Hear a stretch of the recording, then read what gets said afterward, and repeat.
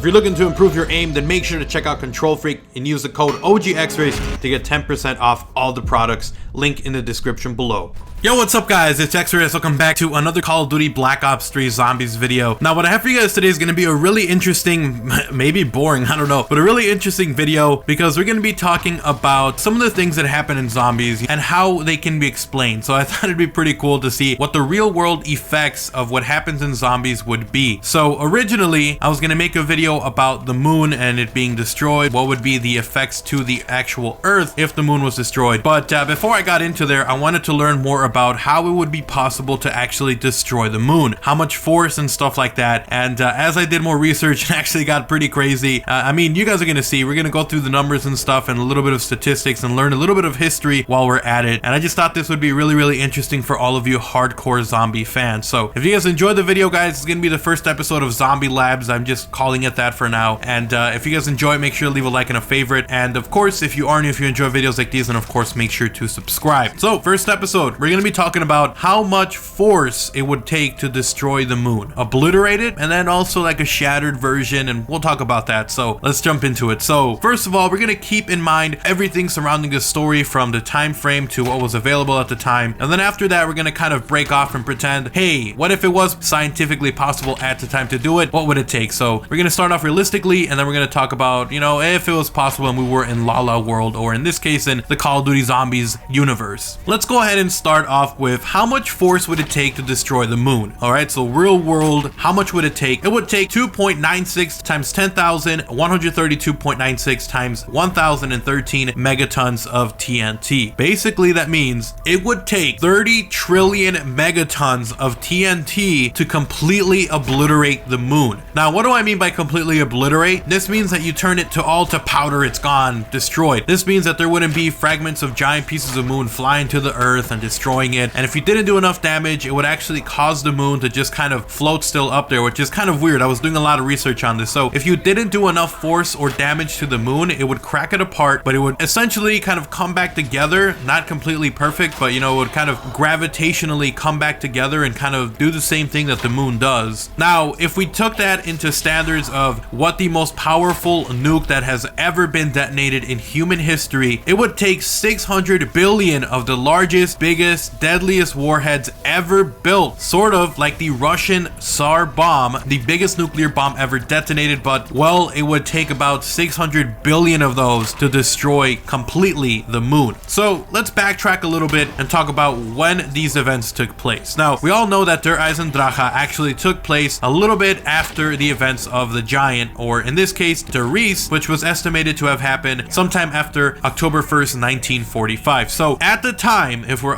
taking the normal numbers and what was available at the time, the biggest, most deadliest nuke we had was the Little Boy, which was used on Nagasaki, Hiroshima, and in 1945 it was a bomb that detonated at 15 kilotons. It would take a crap ton of these to destroy the moon. So let's go ahead and pretend like, you know, that wasn't the most available one. The most powerful one ever detonated was in 1961 by the Russians, called the Tsar Bomba, which was a 50 megaton blast. So the bomb that was detonated in Hiroshima, which was 15 kilotons, it would take 3,334 of those to equal one of the Tsar warhead, which was detonated in 1961, which is pretty crazy considering how much damage that did in Hiroshima. So it would take 3,334 to make one of these Tsar bombs, and then after you had one of these Tsar bombs, it would take 600 billion of those nukes fired at once to destroy the moon. And now if we take a look at what's seen on Der Eisendrache, we can see that when the moon was destroyed, or shattered in this case, it wasn't completely obliterated, it took 14 missiles to do it. Now let's assume in this case, where since we know that it was shattered, it wasn't completely obliterated, let's just go ahead and assume that it took 1 trillion megatons as opposed to 30 trillion megatons. So just 1 trillion megatons to get it in that shattered state.